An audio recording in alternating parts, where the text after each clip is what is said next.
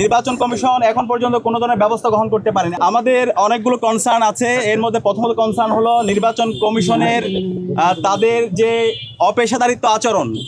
নির্বাচন কমিশন এখন পর্যন্ত কোনো ধরনের ব্যবস্থা গ্রহণ করতে পারেনি। আমরা অনেকগুলো অভিযোগ দিয়েছি। আপনারা জানেন, যেদিন থেকে আমরা প্রচারণা শুরু করেছিলাম, আমাদের নারী প্রার্থী সাবিকুন নাহার তামান্নার ছবি বিকৃত করা হয়েছিল এবং এই বিকৃতির সাথে যারা জড়িত ছিল সেই ছবিগুলো আপনারা মিডিয়ার মারফতে সারা দেশকে দেখিয়েছেন। কিন্তু বিশ্ববিদ্যালয় প্রশাসন আজকে 2 সপ্তাহ পার হচ্ছে, কিন্তু এখন পর্যন্ত তারা কোনো ধরনের ব্যবস্থা গ্রহণ করতে পারেনি। আমরা বারবার বলেছি। তো এই ব্যবস্থা গ্রহণ না করার কারণে কিন্তু পরবর্তীতে অনেকগুলো ঘটনা ঘটেছে। বাংলাদেশের একমাত্র স্মার্ট সিটি বসুন্ধরা এখন আরো নিরাপদ, আধুনিকতায় আরো এক ধাপ এগিয়ে। এবং আমরা বিভিন্ন জায়গায় দেখতে পেয়েছি আমাদের বহিরাগত নিয়ে এসে বিশ্ববিদ্যালয়ে ক্যাম্পেইন করতে কিছু প্রার্থীদের।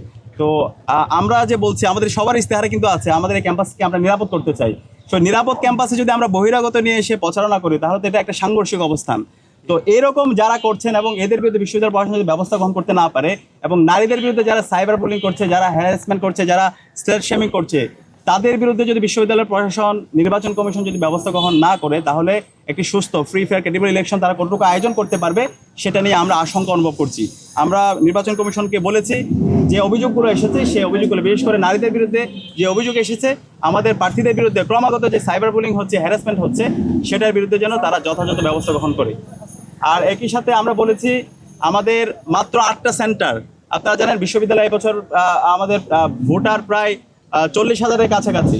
তো এই 8টি সেন্টারে যদি আমরা আশা করছি এখানে এবার সর্বোচ্চ সংখ্যক আমাদের ভোটাররা ভোট দিতে আসবে ইনশাআল্লাহ, সর্বোচ্চ সংখ্যক ভোট কাস্ট হবে।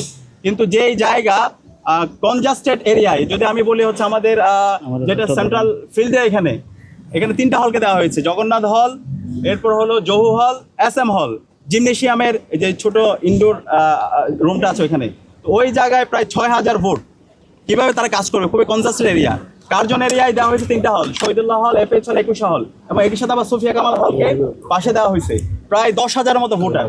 তো ওই কার্জনের মতো একটা জায়গায়, ছোট জায়গায় যদি 10,000 ভোটার একত্রিত হয় এবং প্রত্যেক ভোটারকে আবার 41টা করে ভোট দিতে হবে, তো এই অবস্থায় ভোটাররা কতটুকু স্বস্তির সাথে তারা ভোট দিতে পারবে সে নিয়ে আমরা আশঙ্কা অনুভব করছি। সেখানে আমরা প্রশাসনকে বলেছি তারা যেন আরও বেশি সেন্টার বাড়ায় এবং একই সাথে ভিতরে যে ভোটগুলো আছে, ভোটগুলো যেন আরও বাড়ায়, সেটার জন্য আমরা অনুরোধ করেছি।